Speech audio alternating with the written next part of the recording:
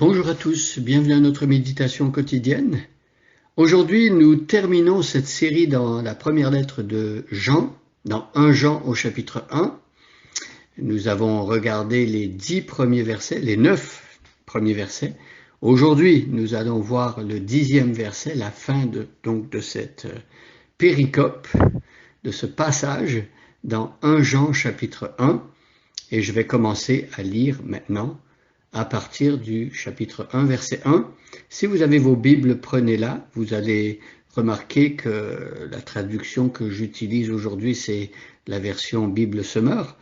Mais même si vous avez une autre Bible d'une traduction différente, vous allez constater que dans les traductions ou des versions différentes, c'est pas le texte qui change, c'est seulement la traduction avec des nuances. Parfois, certains traducteurs ont choisi d'utiliser un mot plutôt que l'autre, dépendamment du grec, parce que le Nouveau Testament est écrit en grec. Parfois, il y a des petites nuances qui peuvent aider à comprendre le texte un peu mieux.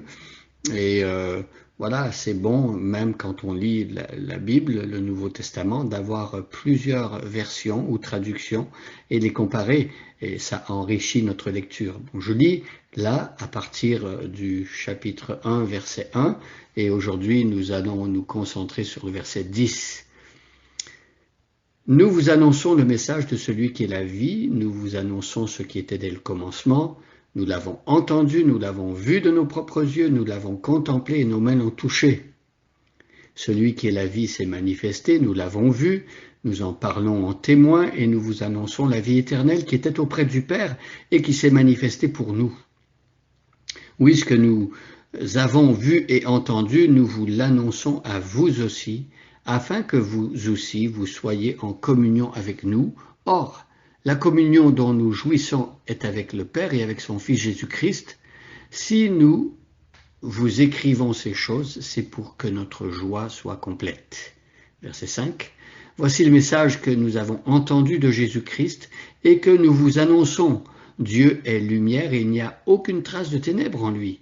Si nous prétendons être en communion avec lui tout en vivant dans les ténèbres, nous sommes des menteurs et nous n'agissons pas comme la vérité l'exige. Mais si nous vivons dans la lumière tout comme Dieu lui-même est dans la lumière, alors nous sommes en communion les uns avec les autres, et parce que Jésus son Fils a versé son sang, nous sommes purifiés de tout péché. Si nous prétendons n'être coupables d'aucun péché, nous sommes dans l'illusion et la vérité n'habite pas en nous.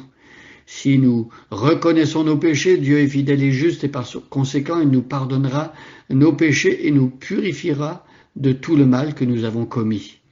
Verset 10 aujourd'hui, si nous prétendons ne pas être pécheurs, nous faisons de Dieu un menteur et sa parole n'est pas en nous.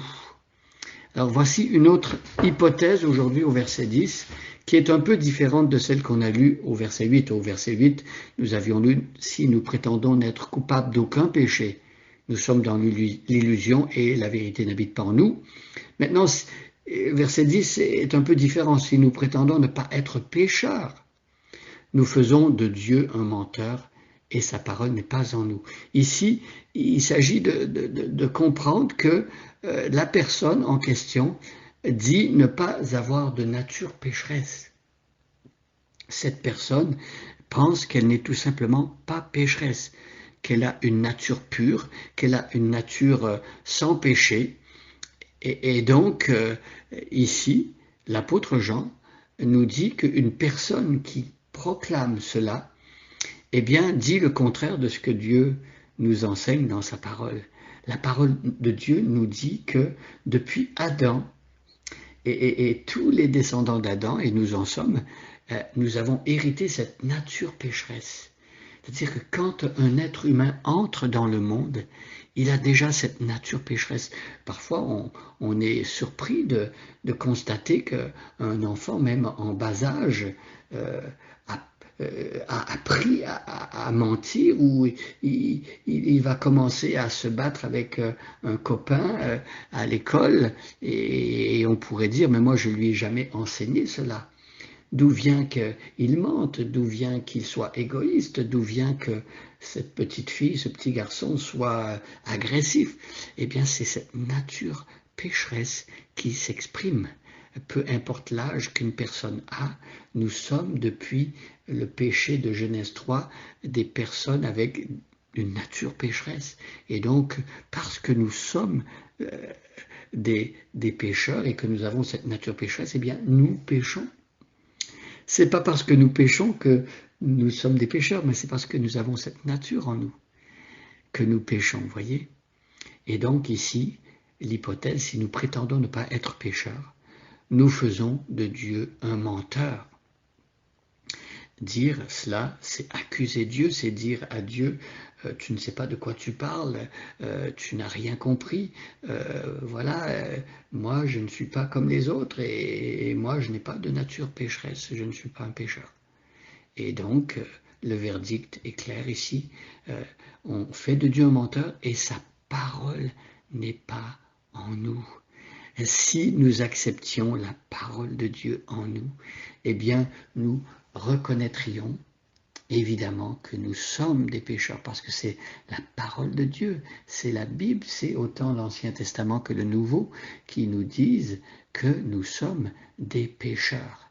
Et on a compris dans les versets précédents que c'est lorsque nous confessons nos péchés qu'il est fidèle et juste pour nous les pardonner et pour nous purifier de toute iniquité. Donc une personne qui ne confesse pas ses péchés, qui n'admet pas qu'il est même un pécheur, comment pourrait-il être pardonné et purifié? C'est impossible. Voyez à quel point c'est important de reconnaître la réalité telle qu'elle est, même quand ça fait mal, même quand c'est humiliant. Tout le monde préférait se voir dire qu'il est parfait, qu'il ne fait pas de faute. C'est pas facile d'admettre ses fautes, mais c'est à partir du moment où nous jouons franc jeu et nous sommes dans la lumière devant Dieu que Dieu agit en nous pour nous transformer. Alors soyons vrais, soyons authentiques, ne prétendons pas n'être coupables d'aucun péché comme au verset 8, ne prétendons pas non plus ne pas avoir de nature pécheresse comme au verset 10, parce qu'autrement nous serions dans l'illusion ou nous ferions Dieu menteur. Ce sont deux situations qui sont terribles et qui ne permettent pas un vrai changement dans la vie et la communion avec Dieu non plus. Soyons vrais, venons à Dieu tel que nous sommes, confessons nos péchés et expérimentons le pardon et la purification qui sont une libération pour l'être humain. Bonne journée à chacun et à chacune et soyez bénis.